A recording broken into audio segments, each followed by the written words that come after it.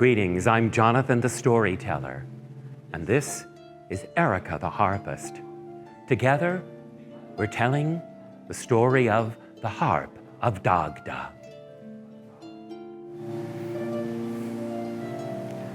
Long, long ago, before the word of Jesus Christ reached Ireland, everyone knew of the Dagda, the god who was good at everything, the leader of the Tuan Te Danen, the people of Danu.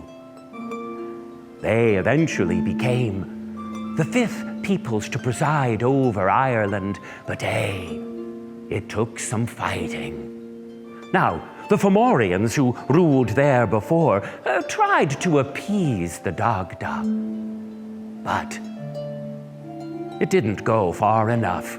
Why, King Bress had given the Dagda the cauldron of plenty, eat from it and never go away unsatisfied, and it never emptied. Also, he gave him the club of life and death. One swing from this and 9 foes will fall, but one touch from this and the foe may be brought back to life. But of all things, most cherished was Uaithne, the harp. Why, when the Dagda played, it would lift spirits, banish woe, put courage into the hearts of warriors, and it could set into harmony the 4 seasons. But alas, the Fomorians continued to raid the people of Danu. Why, at the second battle of Moitura, Balor of the Baleful Eye led an attack and brought down the king of those people of Danu.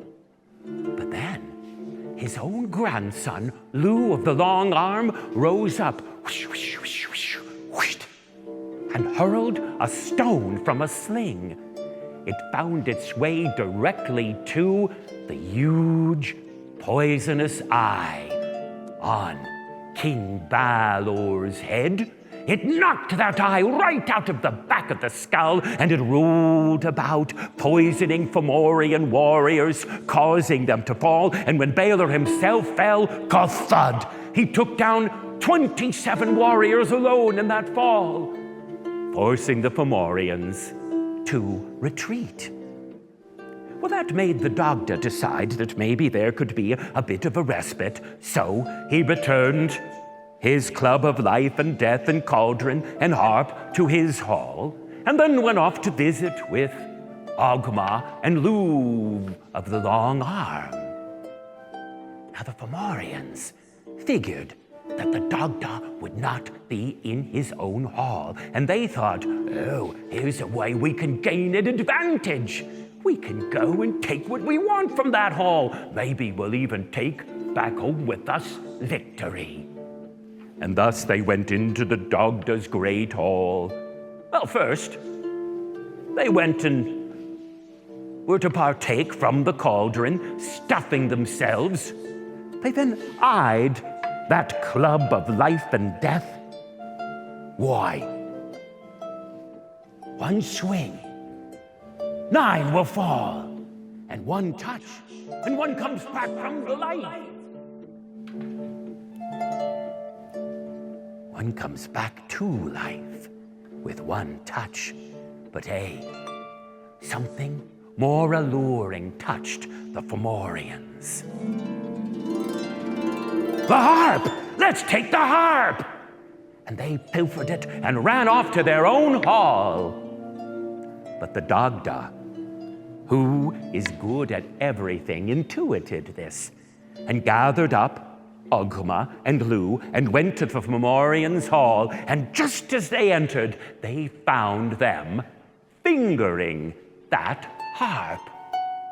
But that harp would play for no one other than the Dagda. He stretched out his hand and the harp flew across the room, taking out several of the Fomorians. And when it landed into the hands of the Dagda, why, he began to play. But the Fomorians wouldn't have it. They wanted back that prize. To arms, to arms! Well, they stood up, gathered their bows and battle axes. But before they could charge, their feet obeyed the harp.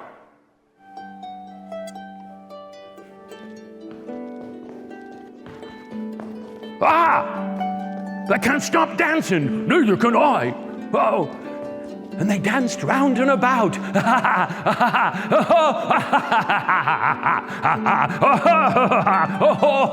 And they laughed and they danced and they danced and they laughed until it was as if they were inflicted by Saint Vitus, and then they collapsed into a heap, exhausted. The Dagda stopped playing. The Fomorians rose. To arms, to arms! Lou whispered, Psst, Dagda, they're coming again. Perhaps you better play another ditty. Indeed, 'twas no ditty, however. 'Twas a song so sweet and sad, it filled the Fomorians with melancholy. They dropped their weapons, whilst tears dropped and trailed down their cheeks into their beards. Oh, what a doleful moment was for them. But when again the Dagda stopped playing, to arms, to arms! And again Agma says, well, they're coming back. This time the Dagda brought forth another melody. He drew back the strings and aimed an accurate song to put an end to this conflict. 'Twas a song from the dreams of Morpheus, and it caused all the Fomorians, though they slapped and kicked themselves, to fall asleep.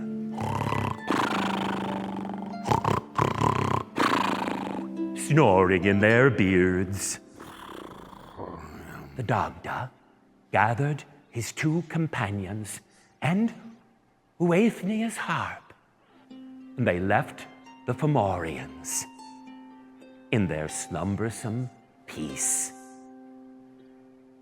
And on went the Tuatha Danann to be the fifth race to preside over all of Ireland until the word of Jesus Christ reached that land. Let that, however, be a story for another time. For this time, take with you the peace of the Harp of Dagda.